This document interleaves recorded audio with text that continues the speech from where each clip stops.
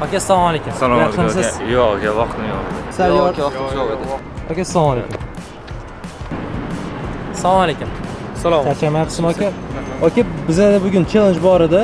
Biz tasodifiy yo'lovchiga 100 ming so'm bermoqchimiz va shu 100 ming so'mga taom tayyorlab berarmikinsiz? Shuni bilmoqchimiz. Nima deysiz? Aka sal shoshib turuvdim, to'g'risi. To'g'ri tushunasiz endi. Как раз qorin ochibdi o'zi. Mayli yuring.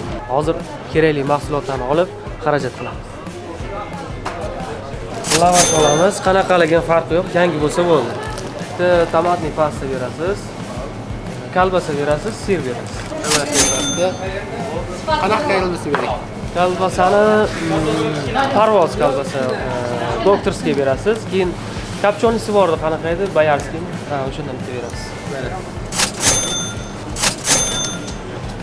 O'zi har doim mana shunaqa parvoz kolbasasini olaman. Mazasi ham zo'r, qimmat ham emas. Sir berib yuboring. Oddiysidan 200 gram berib yuboring. 11200 bo'ladi. Bo'ladi, berib yuboring. Rahmat. 18 ming pul qoldi. Hozir pomidor olamiz, keyin uyga borib bilan tayyorlaymiz. 3 dona pomidor berib yuboring. Qani endi uyga ketdik. Keling. Tortindim. Keling. Hozir o'zimning retseptimdan foydalanib, zo'r ovqat qilib beraman. Birinchi bo'lib, parvoz bayarskiy kolbasani olamiz. Ingichka qilib to'g'raymiz. Endi parvoz doktorskiy kolbasani ingichka qilib kesamiz.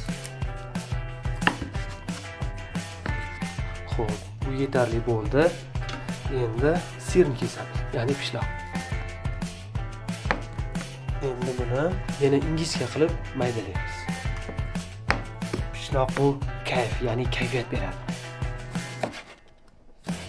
Xo'p, endigi navbat lavashni olamiz.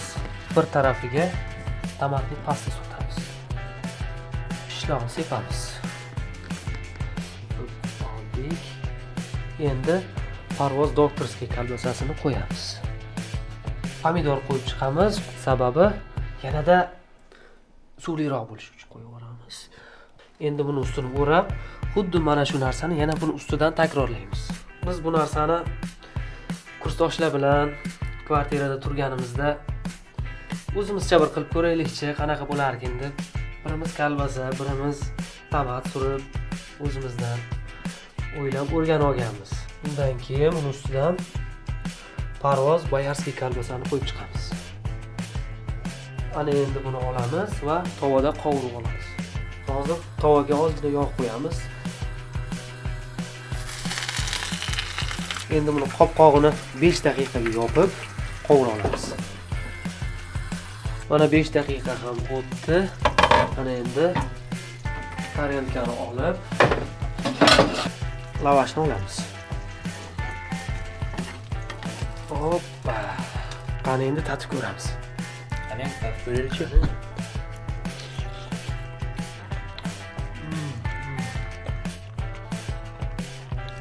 Shunaqa zo'r chiqishini deb o'ylamadim.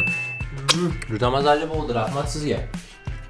Ayniqsa talabalarga zo'r ketadi. Shuncha qilgan mehnatim uchun bitta like bosing.